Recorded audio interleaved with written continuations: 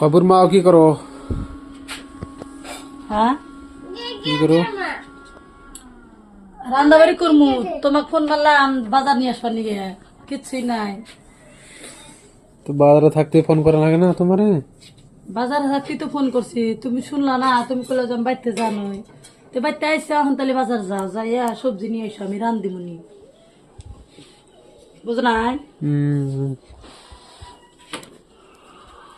আজকে যাবে না শ্বশুর বাড়ি? কালকে গেছিলাম, ডেলি ডেলি কে আর যা যায়?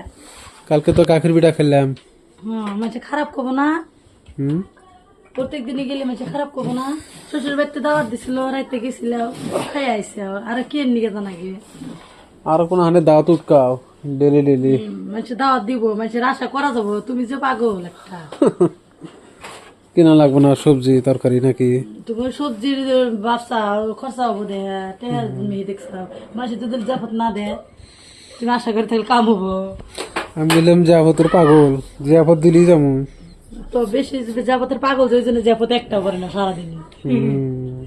ওই শ্বশুর বাড়ি একটা জাপত পারছিল, তার রাইতে খাই দিয়েছে, এখন তো কাজে জাপত দেয় না, এখন কি আশা করে থাকবো? নিজে এখন তরকারি রান্না লাগবে তাই না?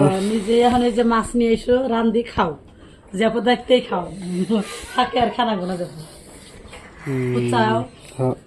যাও নিয়ে এসো, আলু নিয়ে আসবা, মাছ নিয়ে আসবা, কাঁচা সবজি, মরিচ, পেঁয়াজ, আবার বুট আনো, কালকে বিরিয়ানি বানা দেবো, খাই নি, বাড়িতে যাবত খাও।